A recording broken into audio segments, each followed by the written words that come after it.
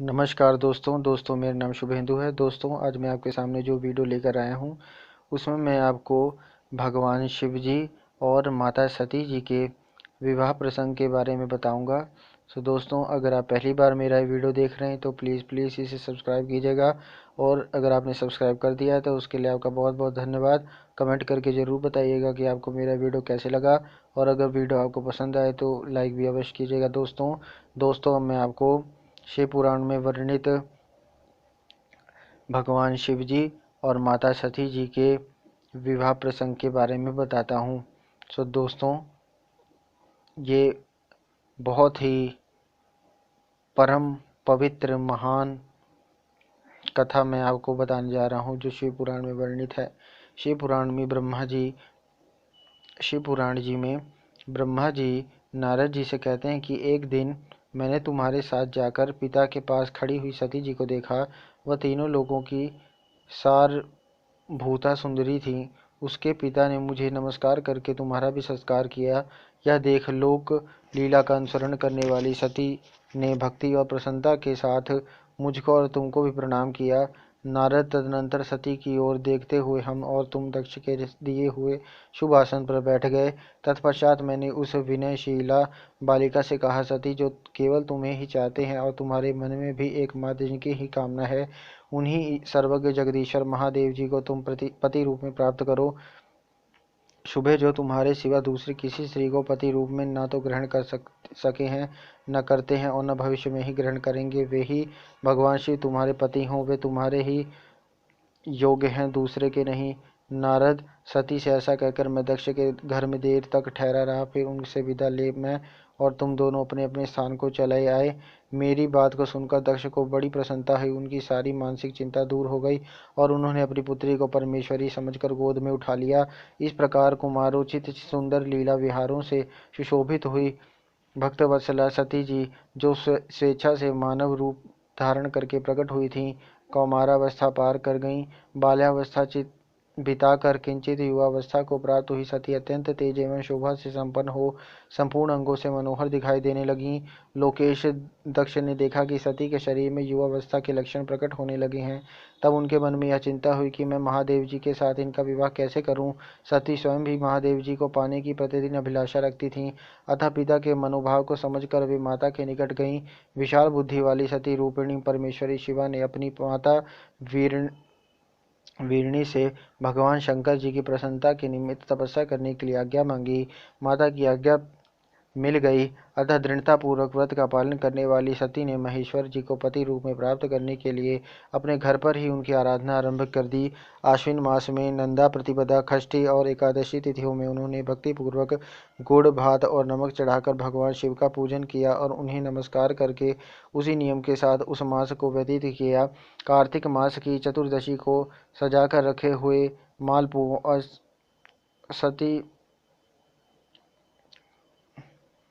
सती जी ने खीर से परमेश्वर शिव जी की आराधना करके वे निरंतर उनका चिंतन करने लगीं। मार्गशीर्ष मास के कृष्ण पक्ष की अष्टमी तिथि को तिल, जौ और चावल से हर की पूजा करके ज्योतिर्मय दीप दिखाकर अथवा आरती करके सती दिन बिताती थीं। पौष मास के शुक्ल पक्ष की सप्तमी को रात भर जागरण करके प्रातःकाल खिचड़ी का नैवेद्य लगा वे शिव जी की पूजा करती थीं। माघ की पूर्णिमा को रात में जागरण करके सवेरे नदी में नहाती और गीले वस्त्र से ही तट पर बैठकर भगवान शंकर जी की पूजा करती थीं। फाल्गुन मास के कृष्ण पक्ष की चतुर्दशी तिथि को रात में जागरण करके उस रात्रि के चारों पहरों में श्री शिव जी की विशेष पूजा करती और नटों द्वारा नाटक भी कराती थीं। चैत्र मास के शुक्ल पक्ष की चतुर्दशी को वे दिन रात शिव जी का स्मरण करती हुई समय बिताती और ढाक के फूलों तथा दवनों से भगवान शिव की पूजा करती थीं। वैशाख शुक्ल तृतीया को सती तिलक का आहार करके रहती और नए जौ के भात से रुद्रदेव जी की पूजा करके उस महीने को बिताती थीं। ज्येष्ठ की पूर्णिमा को रात में सुंदर वस्त्रों तथा भटकटैया के फूलों से शंकर जी की पूजा करके वे निराहार रहकर ही वह मास व्यतीत करती थीं। आषाढ़ के शुक्ल पक्ष की चतुर्दशी को काले वस्त्र और भटकटैया के फूलों से वे रुद्रदेव का पूजन करती थीं। श्रावण मास के शुक्ल पक्ष की अष्टमी एवं चतुर्दशी को वे यज्ञोपवीतों वस्त्रों तथा कुश के पवित्रों से शिव जी की पूजा किया करती थी। भाद्रपद के मास के कृष्ण पक्ष की त्रयोदशी तिथि को नाना प्रकार के फूलों और फलों से शिव जी का पूजन करके सती चतुर्दशी तिथि को केवल जल का आहार किया करतीं। भांति भांति के फलों फूलों और उस समय उत्पन्न होने वाले अन्नों द्वारा वे शिवजी की पूजा करतीं और महीने भर अत्यंत नियमित आहार करके केवल जप में लगी रहती थी। सभी महीनों में सारे दिन सती शिवजी की आराधना में ही संलग्न रहती थी। अपनी इच्छा से मानव रूप धारण करने वाली वे देवी दृढ़ता पूर्वक उत्तम व्रत का पालन करती थीं। इस प्रकार नंदा व्रत को पूर्ण रूप से समाप्त करके भगवान शिव के में भाव अनन्य भाव रखने वाली सती एकाग्रचित्त हो बड़े प्रेम से भगवान शिव का ध्यान करने लगीं तथा उस ध्यान में ही निश्चल भाव से स्थित हो गईं। इस प्रकार इसी समय सब देवता और ऋषि भगवान विष्णु और मुझको आगे करके सती की तपस्या देखने के लिए गए। इस प्रकार दोस्तों ब्रह्मा जी ने कहा कि वहां आकर देवताओं ने देखा सती मूर्तिमती दूसरी सिद्धि के समान जान पड़ती हैं। वे भगवान शिव के ध्यान में निमग्न हो उस समय सिद्धावस्था को पहुंच गई थी। समस्त देवताओं ने बड़ी प्रसन्नता के साथ वहां दोनों हाथ जोड़कर सती जी को नमस्कार किया। मुनियों ने भी मस्तक झुकाया तथा श्रीहरि आदि ने मन में प्रीति उमड़ आई। श्री विष्णु जी आदि सभी देवता और मुनि आश्चर्यचकित हो सती देवी जी की तपस्या की भूरी भूरी प्रशंसा करने लगे। फिर देवी को प्रणाम करके वे देवता और मुनि तुरंत ही गिरिश्रेष्ठ कैलाश को गए, जो भगवान शिव को बहुत ही प्रिय है। सावित्री के साथ मैं और लक्ष्मी जी साथ भगवान वासुदेव भी प्रसन्नतापूर्वक महादेव जी के निकट गए। वहां जाकर भगवान शिव को देखते ही बड़े वेग से प्रणाम करके सब देवताओं ने दोनों हाथ जोड़कर विनीत भाव से नाना प्रकार के स्तोत्रों द्वारा उनकी स्तुति करके अनंत में कहा कि हे प्रभो, आपकी सत्व रज और तम नामक जो 3 शक्तियां हैं, उनके राग आदि वेग असह्य वेदत्रयी अथवा लोकत्रयी आपका स्वरूप है। आप शरणागतों के पालक हैं तथा आपकी शक्ति बहुत बड़ी है, उसकी कहीं कोई सीमा नहीं है। आपको नमस्कार है। दुर्गापते, जिनकी इंद्रियां दुष्ट हैं, वश में नहीं हो पाती, उनके लिए आपकी प्राप्ति का कोई मार्ग सुलभ नहीं है। आप सदा भक्तों के उद्धार में तत्पर रहते हैं। आपका तेज छिपा हुआ है। आपको नमस्कार है। आपकी माया शक्ति रूपा जो अहम बुद्धि है, उसे आत्मा का स्वरूप ढक गया है, अतएव यह मूढ़ बुद्धि जीव अपने स्वरूप को नहीं जान पाता। आपकी महिमा का पार पाना अत्यंत कठिन ही नहीं सर्वथा संभव है। हम आप महाप्रभु को मस्तक झुकाते हैं। ब्रह्मा जी कहते हैं, नारद इस प्रकार महादेव जी की स्तुति करके श्री विष्णु आदि सब देवता उत्तम भक्ति से मस्तक झुकाए प्रभु शिव जी के आगे चुपचाप खड़े हो गए। इस प्रकार ब्रह्मा जी कहते हैं कि श्री विष्णु आदि देवताओं द्वारा की गई हुई उस स्तुति को सुनकर सबकी उत्पत्ति के हेतु भूत भगवान शंकर बड़े प्रसन्न हुए और जोर जोर से हंसने लगे। मुझ ब्रह्मा और विष्णु को अपनी अपनी पत्नी के साथ आया हुआ देख महादेव जी ने हम लोगों से यथोचित वार्तालाप किया और हमारे आगमन का कारण पूछा। उन्होंने बोला रुद्र जी ने बोला कि हे हरे, हे विधे तथा हे देवताओं और महर्षियों, आज निर्भय होकर यहाँ अपने आने का ठीक ठीक कारण बताओ। आप लोग किस लिए यहाँ आए हो और कौन सा कार्य आ पड़ा है, वह सब मैं सुनना चाहता हूँ, क्योंकि आपके द्वारा की गई स्तुति से मेरा मन बहुत प्रसन्न है। मुने महादेव जी के इस प्रकार पूछने पर भगवान विष्णु की आज्ञा से मैंने वार्तालाप आरंभ किया। तब मुझ ब्रह्मा ने कहा, दोस्तों इस प्रकार ब्रह्मा जी अपने आप को शिव पुराण में कहते हुए कहते हैं कि मुझ ब्रह्मा ने कहा कि देवदेव महादेव करुणा सागर प्रभु, हम दोनों इन देवताओं और ऋषियों के साथ जिस उद्देश्य से यहाँ आए हैं उसे सुनिए। वृषभ ध्वज, विशेषता आपके ही लिए हमारा यहाँ आगमन हुआ है, क्योंकि हम तीनों सारथी हैं। सृष्टि चक्र के संचालन रूप प्रयोजन की सिद्धि के लिए एक दूसरे के सहायक हैं। सारथी को सदा परस्पर यथायोग्य सहयोग करना चाहिए, अन्यथा यह जगत टिक नहीं सकता। महेश्वर, कुछ ऐसे असुर उत्पन्न होंगे जो मेरे हाथ से मारे जाएंगे, कुछ भगवान विष्णु के और कुछ आपके हाथों से नष्ट होंगे। महाप्रभु, कुछ असुर ऐसे होंगे जो आपसे उत्पन्न हुए पुत्र के हाथ से ही मारे जा सकेंगे। प्रभु, कभी कोई विरले ही असुर ऐसे होंगे जो माया के हाथों द्वारा वध को प्राप्त होंगे। आप भगवान शंकर जी की कृपा से ही देवताओं को सदा उत्तम सुख प्राप्त होगा। घोर असुरों का विनाश करके आप जगत को सदा स्वास्थ्य एवं अभय प्रदान करेंगे।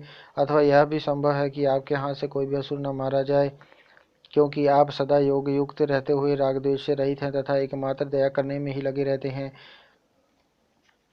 ईश, यदि वे असुर भी आराधित हों, आपकी दया से अनुग्रहित होते रहें, तो सृष्टि और पालन का कार्य कैसे चल सकता है। अतः वृषभध्वज, आपको प्रतिदिन सृष्टि आदि के उपयुक्त कार्य करने के लिए उद्यत रहना चाहिए।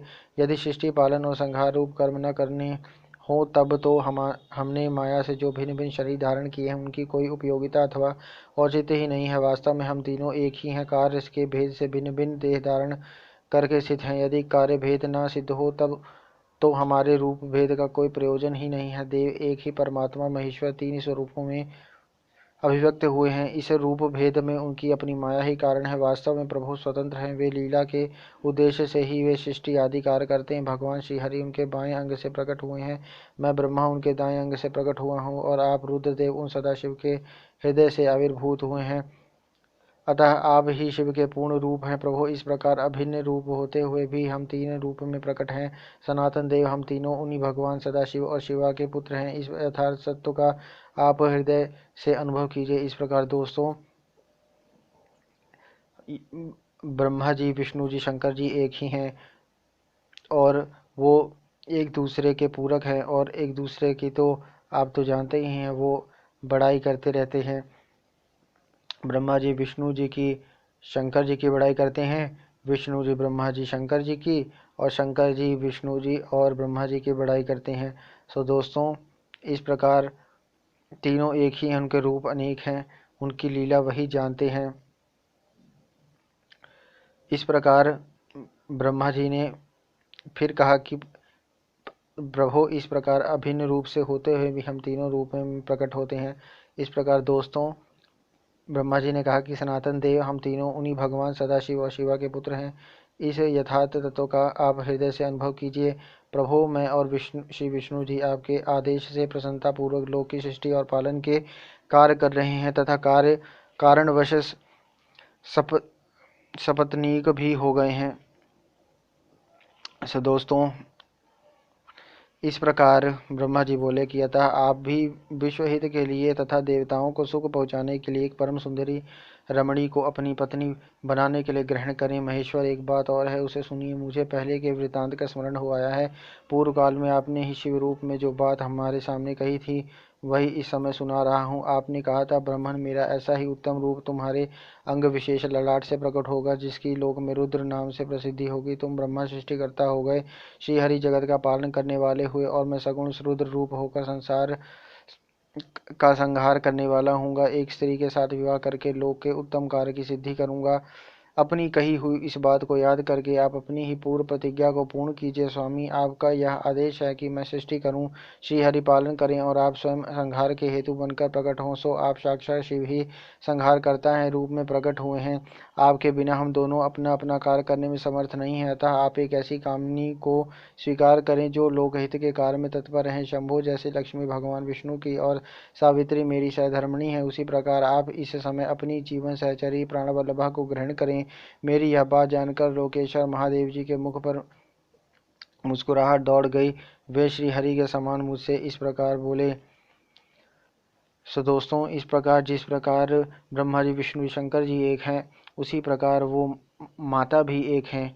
अब और माता जी भगवान एक हैं, उनके रूप अनेक हैं, उनकी लीला वही जानते हैं। सो दोस्तों, इस प्रकार वो एक हैं, उनके रूप अनेक हैं। सो दोस्तों, इस प्रकार प्रभु ने कहा कि ब्रह्मन, हरे, तुम दोनों मुझे सदा ही अत्यंत प्रिय हो। तुम दोनों को देखकर मुझे बड़ा आनंद मिलता है। तुम लोग समस्त देवताओं में श्रेष्ठ तथा त्रिलोकी के स्वामी हो। लोकहित के कार्य में मन लगाए रहने वाले तुम दोनों का वचन मेरी दृष्टि में अत्यंत गौरवपूर्ण है। किंतु श्रेष्ठगण, मेरे लिए विवाह करना उचित नहीं होगा, क्योंकि मैं तपस्या में संलग्न रहकर सदा संसार में विरक्त ही रहता हूँ, और योगी के रूप में मेरी प्रसिद्धि है। सो जो निवृत्ति के सुंदर मार्ग पर स्थित है, अपने आत्मा में ही रमण करता है, आनंद मानता है, निरंजन माया से निर्लिप्त है, जिसका शरीर अवधूत दिगंबर है, जो ज्ञानी, आत्मदर्शी और कामना से शून्य है, जिसके मन में कोई विकार नहीं है, जो भोगों से दूर रहता है, तथा जो सदा अपवित्र और जो सदा अमंगल वेशधारी हैं, उसे संसार में कामिनी से क्या प्रयोजन है। या इस समय मुझे बताओ तो सही। मुझे तो सदा केवल योग में लगे रहने पर ही आनंद आता है। ज्ञानहीन पुरुष ही योग को छोड़कर भोग को अधिक महत्व देता है। संसार में विवाह करना पराये बंधन में बंधना है, इससे बहुत बड़ा बंधन समझना चाहिए। इसलिए मैं सत्य सत्य कहता हूँ, विवाह के लिए मेरे मन में थोड़ी सी भी अभिरुचि नहीं है। आत्मा ही अपना उत्तम अर्थ या स्वार्थ है। उसका भलीभांति चिंतन करने के कारण मेरी लौकिक स्वार्थ में प्रवृत्ति नहीं होती। तथापि जगत के हित के लिए तुमने जो कुछ कहा है उसे करूँगा। तुम्हारे वचन को गरिष्ठ मानकर अथवा अपनी कही हुई बात को पूर्ण करने के लिए मैं अवश्य विवाह करूँगा, क्योंकि मैं सदा भक्तों के वश में रहता हूँ। परंतु मैं जैसी नारी को प्रिय पत्नी के रूप में ग्रहण करूँगा और जैसी शर्त के साथ करूँगा उसे सुनो। हरे ब्राह्मण, मैं जो कुछ कहता हूँ वह सर्वथा उचित ही है। जो नारी मेरे तेज को विभाग पूर्वक ग्रहण कर सके, जो योगिनी तथा इच्छानुसार रूप धारण करने वाली हो, उसी को तुम पत्नी बनाने के लिए मुझे बताओ। जब मैं योग में तत्पर हूँ तब उसे भी योगिनी बनकर रहना होगा, और जब मैं कामासक्त हूँ तब उसे भी कामनी के रूप में ही मेरे पास रहना होगा। वेद वेत्ता विद्वान जिन्हें अविनाशी बतलाते हैं, उन ज्योति स्वरूप सनातन शिव का मैं सदा चिंतन करता हूँ और करता रहूँगा। ब्राह्मण, इस सदा शिव के चिंतन में जब मैं न लगा हूँ तभी उस भावनी के साथ मैं समागम कर सकता हूँ जो मेरे शिव चिंतन में विघ्न डालने वाली होगी। वह जीवित नहीं रह सकती, उसे अपने जीवन से हाथ धोना पड़ेगा। तुम विष्णु और मैं तीनों ही ब्रह्म स्वरूप अंशभूत हैं, अतः महाभागगण हमारे लिए उनका निरंतर चिंतन करना ही उचित है। कमलासन, उनके चिंतन के लिए मैं बिना विवाह के भी रह लूंगा, किंतु उनका चिंतन छोड़कर विवाह नहीं करूंगा। अतः तुम मुझे ऐसी पत्नी प्रदान करो जो सदा मेरे कर्म के अनुकूल चल सके। ब्राह्मण, उसमें भी मेरी एक और शर्त है, उसे तुम सुनो। यदि उस स्त्री का मुझ पर और मेरे वचन पर अविश्वास होगा तो मैं उसे त्याग दूंगा। उनकी यह बात सुनकर मैंने और श्रीहरि ने मंद मुस्कान के साथ मन ही मन प्रसन्नता का अनुभव किया, और फिर मैं विनम्र होकर बोला, नाथ महेश्वर प्रभु, आपने जैसे नारी की खोज आरंभ की है, वैसी ही स्त्री के विषय में मैं आपको प्रसन्नता पूर्वक कह रहा हूँ। साक्षात सदाशिव की धर्मपत्नी जो उमा है, वे ही जगत का कार्य सिद्ध करने के लिए भिन्न भिन्न रूप में प्रकट हुई हैं। प्रभु, सरस्वती और लक्ष्मी, ये दो रूप धारण करके वे पहले ही यहाँ आ चुकी हैं। उनमें लक्ष्मी जी तो श्री विष्णु जी की प्राण वल्लभा हो गई हैं, और सरस्वती मेरी अब हमारे लिए वे तीसरा रूप धारण करके प्रकट हुई हैं। प्रभु, लोक हित का कार्य करने की इच्छा वाली देवी शिवा दक्ष पुत्री के रूप में अवतीर्ण हुई है। उनका नाम सती है। सती ही ऐसी भार्याएं हो सकती हैं जो सदा आपके लिए हितकारिणी हो। देवेश महातेजस्विनी सती आपके लिए आपको पति रूप में प्राप्त करने के लिए दृढ़ता पूर्वक कठोर व्रत का पालन करती हुई तपस्या कर रही हैं। महेश्वर, आप उन्हें वर देने के लिए जाइए, कृपा कीजिए और बड़ी प्रसन्नता के साथ उन्हें उनकी तपस्या के अनुरूप वर देकर उनके साथ विवाह कीजिए। शंकर भगवान विष्णु की मेरी तथा इन संपूर्ण देवताओं की यही इच्छा है कि आप अपनी शुभ दृष्टि से हमारी इस इच्छा को पूर्ण कीजिए, जिससे हम आदर पूर्वक इस उत्सव को देख सकें। ऐसा होने से तीनों लोकों में सुख देने वाला परम मंगल होगा और सबकी सारी चिंता मिट जाएगी, इसमें संशय नहीं है। तदनंतर मेरी बात समाप्त होने पर लीला विग्रह धारण करने की भक्तवत्सल महेश्वर से मधुसूदन अच्युत जी ने इसका समर्थन किया। तब भक्तवत्सल भगवान शिव जी ने हंसकर कहा, बहुत अच्छा, ऐसा ही होगा। उनके ऐसा कहने पर हम दोनों उनसे आज्ञा ले अपनी पत्नी तथा देवताओं और मुनियों के साथ अत्यंत प्रसन्न हो अपने अभीष्ट स्थान को चले गए। इस प्रकार दोस्तों, ब्रह्मा जी ने ये सारी बातें बताई। उसके बाद ब्रह्मा जी कहते हैं, सुनो उधर सॉरी दोस्तों ब्रह्मा जी कहते हैं कि मुने, उधर सती जी ने आश्विन मास के शुक्ल पक्ष की अष्टमी तिथि को उपवास करके भक्ति भाव से सर्वेश्वर शिव का पूजन किया। इस प्रकार नंदा व्रत पूर्ण होने पर नवमी तिथि के दिन में ध्यान मग्न हुई सती जी को भगवान शिव ने प्रत्यक्ष दर्शन दिया। उनका श्री विग्रह सर्वांग सुंदर एवं गौर वर्ण का था। उनके 5 मुख थे और प्रत्येक मुख में 3-3 नेत्र थे। बाहर देश में चंद्रमा शोभा दे रहा था। उनका चित्त प्रसन्न था और कंठ में नील चिन्ह दृष्टिगोचर होता था। उनके 4 भुजाएं थी। उन्होंने हाथों में त्रिशूल, ब्रह्म कपाल, वर तथा अभय धारण कर रखे थे। भस्ममय अंग राग से उनका सारा शरीर उद्भासित हो रहा था। गंगा जी उनके मस्तक की शोभा बढ़ा रही थी। उनके सभी अंग बड़े मनोहर थे। वे महान लावण्य के धाम जान पड़ते थे। उनके मुख से करोड़ों चंद्रमाओं के समान प्रकाशमान एवं आह्लादजनक थे। उनकी अंग कांति करोड़ों कामदेवों को तिरस्कृत कर रही थी तथा उनकी आकृति स्त्रियों के लिए सर्वथा ही प्रिय थी। सती ने ऐसे सौंदर्य से माधुर्य से युक्त प्रभु ब्रह्मदेव जी का प्रत्यक्ष देखकर उनके चरणों की वंदना की। उस समय उनका मुख लज्जा से झुका हुआ था। तपस्या के पुंज का फल प्रदान करने वाले श्री महादेव जी उन्हीं के लिए कठोर व्रत धारण करने वाली सती को पत्नी बनाने के लिए प्राप्त करने की इच्छा रखते हुए भी उनसे इस प्रकार बोले। महादेव जी ने कहा, उत्तम व्रत का पालन करने वाली दक्षनंदिनी, मैं तुम्हारे लिए इस व्रत से बहुत प्रसन्न हूँ, इसलिए कोई वर मांगो, तुम्हारे मन को जो अभिष्ट होगा वही वर मैं तुम्हें दूंगा। ब्रह्मा जी ने कहा, मुने जगदीश्वर महादेव जी यद्यपि सती के मनोभाव को जानते थे तो भी उनकी बात सुनने के लिए बोले, कोई वर मांगो। परंतु सती लज्जा के अधीन हो गई थी, इसलिए उनके हृदय में जो भी बात थी उसे विस्पष्ट शब्दों में कह न सकी। उनका जो भी अभिष्ट मनोरथ था वह लज्जा से आच्छादित हो गया। प्राणवल्लभ शिव का प्रिय वचन सुनकर सती अत्यंत प्रेम में मग्न हो गईं।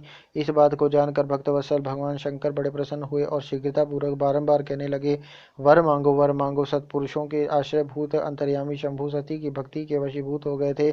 तब सती ने अपनी लज्जा को रोककर महादेव जी से कहा, वर देने वाले प्रभु, मुझे मेरी इच्छा के अनुसार ऐसा वर दीजिए जो टल न सके। भक्तवत्सल भगवान शंकर जी ने ऐसा सती देखा कि सती अपनी बात पूरी नहीं कर पा रही थी, तब वे स्वयं ही उनसे बोले, देवी तुम मेरी भार्या हो जाओ। अपने अभीष्ट फल को प्रकट करने वाले उनके इस वचन को सुनकर आनंद मग्न हुई सती चुपचाप खड़ी रह गई, क्योंकि वे मनोवांछित वर पा चुकी थी। फिर दक्ष कन्या प्रसन्न हो दोनों हाथ जोड़कर मस्तक झुका भक्तवत्सल शिव से बारंबार कहने लगी। सती बोली, देवाधिदेव महादेव प्रभु जगत पते, आप मेरे पिता को कहकर वैवाहिक विधि से मेरा पाणी ग्रहण करें। ब्रह्मा जी कहते हैं, इस प्रकार नारद जी से ब्रह्मा जी ने कहा कि सती जी की यह बात सुनकर भक्तवत्सल महेश्वर ने प्रेम से उनकी ओर देखा और प्रिय ऐसा ही होगा। तब दक्ष कन्या सती भी भगवान शिव को प्रणाम करके भक्तिपूर्वक विदा मांग जाने की आज्ञा प्राप्त करके मोह और आनंद से युक्त हो माता के पास लौट आई। इधर भगवान शिव भी हिमालय पर अपने आश्रम में प्रवेश करके दक्ष कन्या सती के वियोग से कुछ कष्ट का अनुभव करते हुए उन्हीं का चिंतन करने लगे। देवर्षे फिर मन को एकाग्र करके लौकिक गति का आश्रय भगवान शंकर ने मन ही मन मेरा स्मरण किया। त्रिशूलधारी महेश्वर के स्मरण करने पर उनकी सिद्धि से प्रेरित हो मैं तुरंत ही उनके सामने जा खड़ा हुआ।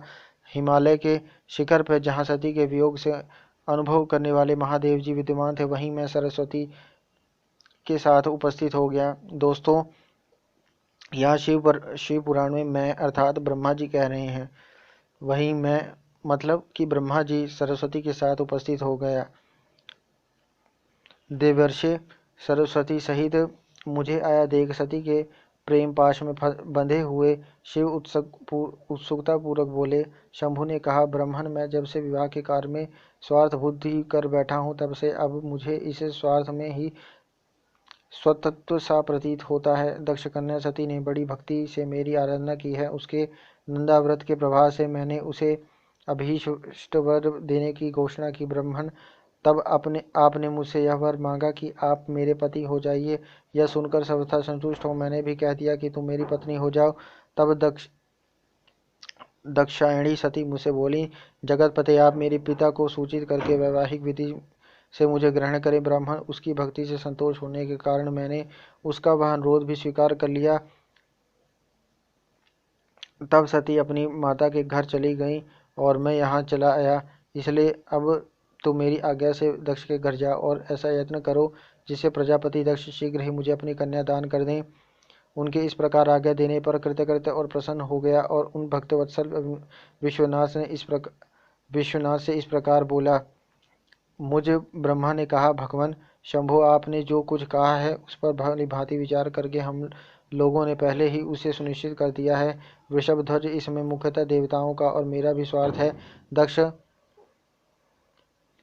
आपको अपनी पुत्री प्रदान करेंगे, किंतु आपकी आज्ञा से मैं भी उनके सामने आपका संदेश कह दूंगा। सर्वेश्वर महाप्रभु महादेव जी से ऐसा कहकर मैं अत्यंत वेगशाली अर्थात ब्रह्मा जी अत्यंत वेगशाली रथ के द्वारा दक्ष के घर जा पहुँचे।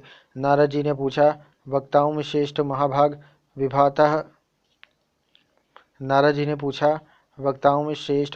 विधाता बताइए, जब सती घर पर लौटकर आईं तब दक्ष ने उनके लिए क्या किया? ब्रह्मा जी ने कहा, तपस्या करके मनोवांछित वर पाकर सती जब घर को लौट गईं तब वहां उन्होंने माता पिता को प्रणाम किया। सती ने अपनी सखी के द्वारा माता पिता को तपस्या संबंधी सब समाचार कहलवाया। सखी ने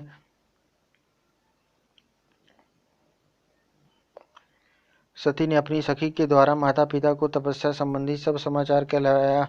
सो दोस्तों, सखी ने यह भी सूचित किया कि सती को महेश्वर से वर की प्राप्ति हुई है। वे सती की भक्ति से बहुत संतुष्ट हुए हैं।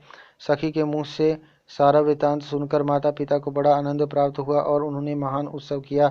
उदार चेता दक्ष और महावीरिणी ब्राह्मणी को उनके इच्छा के अनुसार द्रव्य दिया तथा अन्यान्य अंधों और दीनों को भी धन बांटा। इस प्रकार दोस्तों, प्रसन्नता बढ़ाने वाली अपनी पुत्री को हृदय से लगाकर माता वीरिणी ने उसका मस्तक सूंघा और आनंद मग्न होकर उसकी बारंबार प्रशंसा की। तदनंतर कुछ काल व्यतीत होने पर धर्मज्ञों में श्रेष्ठ दक्ष इस चिंता में पड़े कि मैं अपनी इस पुत्री का विवाह भगवान शंकर के साथ किस तरह करूं। महादेव जी प्रसन्न होकर आए थे, पर वे तो चले गए। अब मेरी पुत्री के लिए वे फिर कैसे यहाँ आएंगे? यदि किसी को शीघ्र ही भगवान शिव के निकट भेजा जाए तो यह भी उचित नहीं जान पड़ता, क्योंकि यदि वे इस तरह अनुरोध करने पर भी मेरी पुत्री को ग्रहण न करें तो मेरी याचना निष्फल हो जाएगी। इस प्रकार की चिंता में पड़े हुए प्रजापति दक्ष के सामने मैं सरस्वती के साथ सहसा उपस्थित हुआ। मुझ पिता को आया देख दक्ष प्रणाम करके विनीत भाव से खड़े हो गए। उन्होंने मुझ स्वयंभू को यथा योग्य आसन दिया। तदनंतर दक्ष ने जब मेरे आने का कारण पूछा तब मैंने सब बातें बतलाकर उनसे कहा, प्रजापति, भगवान शंकर ने तुम्हारी पुत्री को प्राप्त करने के लिए निश्चय ही मुझे तुम्हारे पास भेजा है। इस विषय में जो श्रेष्ठ कृत हो उसका निश्चय करो। जैसे सती ने नाना प्रकार के भावों से तथा सात्विक व्रत के द्वारा भगवान शिव की आराधना की है, उसी तरह वे भी सती की आराधना करते हैं। इसलिए दक्ष भगवान शिव के लिए ही संकल्पित एवं प्रकट हुई अपनी इस पुत्री को तुम अविलंब उनकी सेवा में सौंप दो, इससे तुम कृतकृत हो जाओगे। मैं नारद के साथ जाकर उन्हें तुम्हारे घर ले आऊंगा, फिर तुम उन्हीं के लिए उत्पन्न हुई अपनी यह पुत्री उनके हाथ में दे दो। ब्रह्मा जी कहते हैं, नारद, मेरी यह बात सुनकर मेरे पुत्र दक्ष को बड़ा हर्ष हुआ। वे अत्यंत प्रसन्न होकर बोले, पिताजी, ऐसा ही होगा मुने। तब मैं अत्यंत हर्षित हो वहां से उस स्थान को लौटा जहां लोक कल्याण में तत्पर रहने वाले भगवान शिव बड़ी उत्सुकता से मेरी प्रतीक्षा कर रहे थे। नारद, मेरे लौट आने पर स्त्री और पुत्री सहित प्रजापति दक्ष भी पूर्ण काम हो गए। वे इतने संतुष्ट हुए मानो अमृत पीकर अघा गए हों। इस प्रकार दोस्तों, ब्रह्मा जी कहते हैं, नारद, तदनंतर मैं हिमालय के कैलाश शिखर पर रहने वाले परमेश्वर महादेव शिव को लाने के लिए प्रसन्नता पूर्वक उनके पास गया और उनसे इस प्रकार बोला, वृषभध्वज, सती के लिए मेरे पुत्र दक्ष ने जो बात कही है उसे सुनिए, और जिस कार्य को वे अपने लिए असाध्य मानते हैं उसे सिद्ध हुआ ही समझिए। दक्ष ने कहा कि मैं अपनी पुत्री भगवान शिव के ही हाथ में दूंगा, क्योंकि उन्हीं के लिए उत्पन्न हुई है। शिव के साथ सती का विवाह हो, यह कार्य तो मुझे स्वतः ही अभीष्ट है। फिर आपके भी कहने से इसका महत्व और अधिक बढ़ गया। मेरी पुत्री ने स्वयं इसी उद्देश्य से भगवान शिव की आराधना की है, और इस समय शिवजी भी मुझसे इसके विषय में अन्वेषण अर्थात पूछताछ कर रहे हैं। इसलिए मुझे अपनी कन्या अवश्य भगवान शिव के हाथ में देनी है। विधातः वे भगवान शंकर शुभ लग्न और शुभ मुहूर्त में यहाँ पधारें, उस समय मैं उन्हें शिक्षा के तौर पर अपनी यह पुत्री दे दूंगा। वृषभध्वज, मुझसे दक्ष ने ऐसी बात कही है, अतः आप शुभ मुहूर्त में उनके घर चलिए और सती को ले आइए। मुने मेरी यह बात सुनकर भक्तवत्सल रुद्र लौकिक गति को आश्रय ले हंसते हुए मुझसे बोले, संसार की सृष्टि करने वाले ब्रह्मा जी, मैं तुम्हारे और नारद के साथ ही दक्ष के घर चलूंगा, अतः नारद का स्मरण करो। अपने मरीचि आदि मानस पुत्रों को भी बुला लो। फिर विधे मैं उन सबके साथ दक्ष के निवास स्थान पर चलूंगा। मेरे पार्षद भी मेरे साथ रहेंगे। सो दोस्तों, नारद लोकाचार के निर्वाह में लगे हुए भगवान शिव के इस प्रकार आज्ञा देने पर मैंने तुम्हारा और मरीचि आदि पुत्रों का भी स्मरण किया। सो दोस्तों, इस प्रकार ब्रह्मा जी ने नारद जी से ऐसा कहा। फिर उन्होंने कहा कि मेरे याद करते ही तुम्हारे साथ मेरे सभी मानस पुत्र मन में आदर की भावना लिए शीघ्र ही वहां आ पहुंचे। उस समय तुम सब लोग हर्ष से उत्फुल्ल हो रहे थे। फिर रुद्र के स्मरण करने पर शिव भक्तों के सम्राट भगवान विष्णु भी अपने सैनिकों तथा कमला देवी के साथ गरुड़ पर आरूढ़ हो तुरंत वहां आ गए। तदनंतर चैत्र मास के शुक्ल पक्ष की त्रयोदशी तिथि में रविवार को पूर्व फाल्गुनी नक्षत्र में मुझ ब्रह्मा और विष्णु आदि समस्त देवताओं के साथ महेश्वर जी ने विवाह के लिए यात्रा की। मार्ग में उन देवताओं और ऋषियों के साथ यात्रा करते हुए भगवान शंकर बड़ी शोभा पा रहे थे। वहां जाते हुए देवताओं, मुनियों तथा आनंद मग्न मन वाले प्रमथ गणों का रास्ते में बड़ा उत्सव हो रहा था। भगवान शिव की इच्छा से वृषभ, व्याघ्र, सर्प, जटा और चंद्रकला आदि सब के सब उनके लिए यथा योग्य आभूषण बन गए।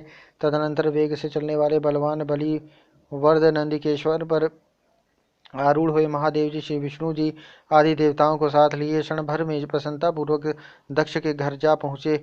यहाँ विनीत चित्त वाले प्रजापति दक्ष समस्त आदमी जनों के साथ भगवान शिव की अगवानी के लिए उनके सामने आए। उस समय उनके समस्त अंगों में हर्षजनित रोमांच हो गया था।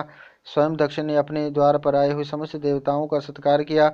वे सब लोग सर्वश्रेष्ठ शिव को बैठाकर उनके पार्श्व भाग में स्वयं भी मुनियों के साथ क्रमशः बैठ गए।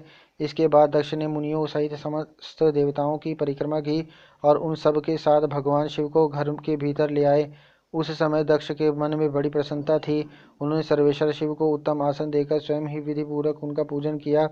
तत्पश्चात श्री विष्णु का, मेरा, ब्राह्मणों का, देवताओं का और समस्त शिवगणों का भी यथोचित विधि से उत्तम भक्तिभाव के साथ पूजन किया।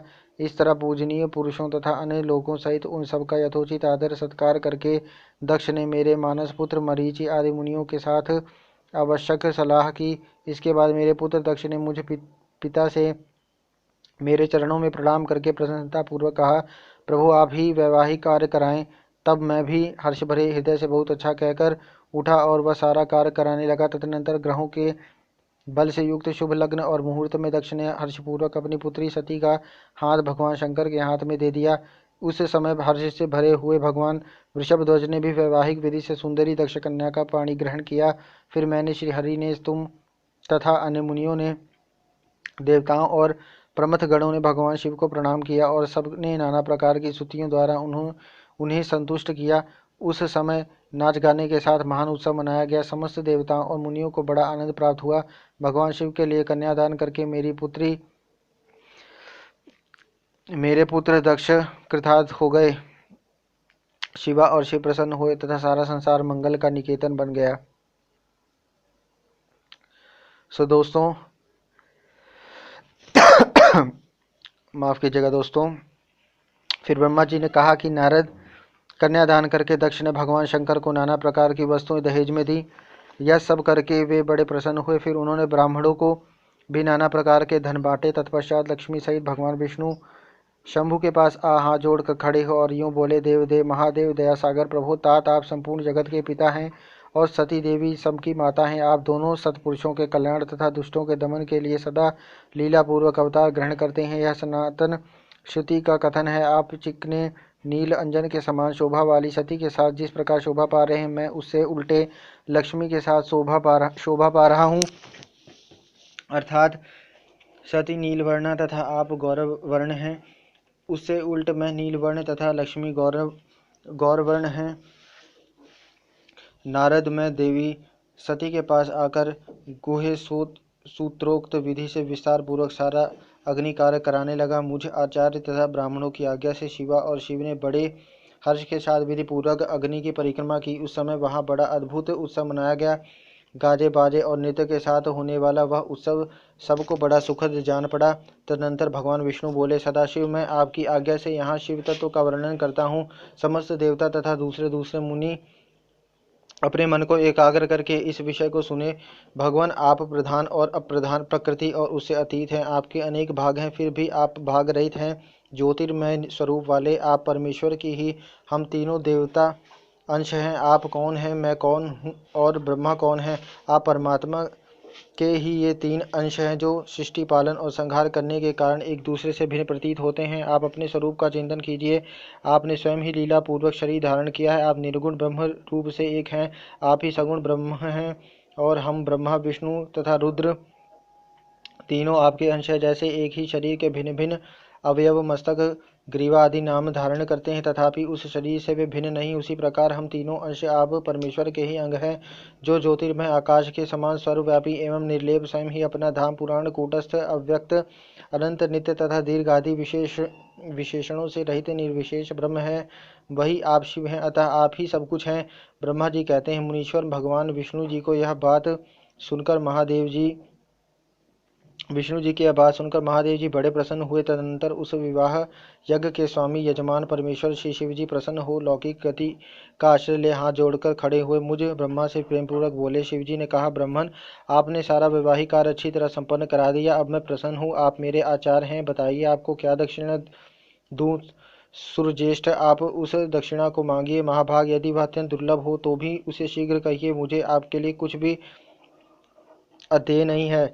मुने भगवान शंकर का यह वचन सुनकर मैं हाथ जोड़ विनीत चित्त से उन्हें बारंबार प्रणाम करके बोला, देवेश, यदि आप प्रसन्न हों और महेश्वर, यदि मैं वर पाने के योग्य हूँ तो प्रसन्नता पूर्वक जो बात कहता हूँ उसे आप पूर्ण कीजिए। महादेव, आप इसी रूप में इसी वेदी पर सदा विराजमान रहें, जिससे आपके दर्शन से मनुष्यों के पाप धुल जाएं। चंद्रशेखर, आपका सानिध्य होने से मैं इस वेदी के समीप आश्रम बनाकर तपस्या करूं, यह मेरी अभिलाषा है। चैत्र के शुक्ल पक्ष की त्रयोदशी को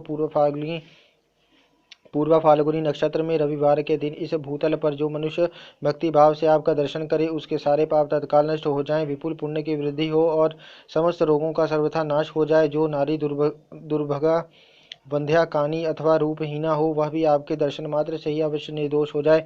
मेरी यह बात उनकी आत्मा को सुख देने वाली थी। इससे सुनकर भगवान शिव ने प्रसन्नचित्त से कहा, विधाता, ऐसा ही होगा। मैं तुम्हारे कहने से संपूर्ण जगत के हित के लिए अपनी पत्नी सती के साथ इस वेदी पर सुस्थिर भाव से स्थित रहूंगा। ऐसा कहकर पत्नी सहित भगवान शिव अपनी अंश रूपिणी मूर्ति को प्रकट करके वेदी के मध्य भाग में विराजमान हो गए।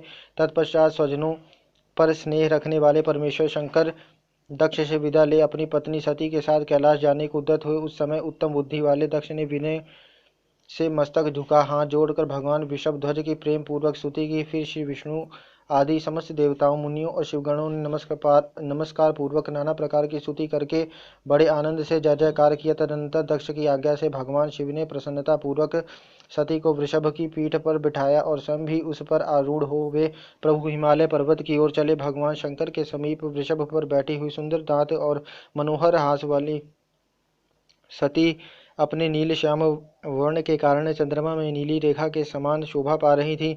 उस समय उन नव दंपति की शोभा देखकर श्री विष्णु आदि समस्त देवता, मरीचि आदि महर्षि तथा दूसरे लोग ठगे से रह गए, हिल डुल भी न सके तथा दक्ष भी मोहित हो गए। तत्पश्चात कोई बाजे बजाने लगा, दूसरे लोग मधुर स्वर से गीत गाने लगे। कितने ही लोग प्रसन्नता पूर्वक शिव के कल्याण में उज्ज्वल यक्ष का गान करते हुए उनके पीछे पीछे चले। भगवान शंकर ने बीच रास्ते से दक्ष को प्रसन्नता पूर्वक लौटा दिया और स्वयं प्रेमाकुल हो प्रमथ गणों के साथ अपने धाम को जा पहुंचे। यद्यपि भगवान शिव ने विष्णु आदि देवताओं को भी विदा कर दिया था, तो भी वे बड़ी प्रसन्नता और भक्ति के साथ पुनः उनके साथ हो लिए। उन सब देवताओं, प्रमथ गणों तथा अपनी पत्नी सती के साथ हर्ष भरे शंभु हिमालय पर्वत से सुशोभित अपने कैलाश धाम में जा पहुँचे। वहां जाकर उन्होंने देवताओं, मुनियों तथा दूसरे लोगों का बहुत आदर सम्मान करके उन्हें प्रसन्नतापूर्वक विदा किया। शंभु की आज्ञा ले वे विष्णु आदि सब देवता तथा मुनि नमस्कार और स्तुति करके मुख पर प्रसन्नता की छाप लिए अपने अपने धाम को चले गए। सदाशिव का चिंतन करने वाले भगवान शिव भी अत्यंत आनंदित हो हिमालय के शिखर पर रहकर अपनी पत्नी दक्ष कन्या सती के साथ विहार करने लगे।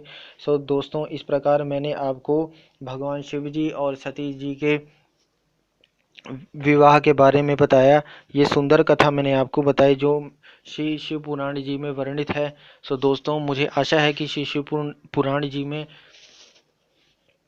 वर्णित ये कथा आपको पसंद आई होगी, कर्णप्रिय लगी होगी और आपने इस कथा का आनंद उठाया होगा। सो दोस्तों, इस कथा का जो भी श्रवण करता है, पठन करता है, देखता है, मनन करता है, चिंतन करता है, वो अवश्य ही पुण्य का भागी होता है और भगवान का आशीर्वाद उस पर सदैव ही बना रहता है और भगवान की कृपा उसे अवश्य प्राप्त होती है। सो दोस्तों, मुझे आशा है कि आपको ये कथा पसंद आई होगी। सो दोस्तों, इस प्रकार शिव पुराण में वर्णित भगवान शिव जी और माता सती जी की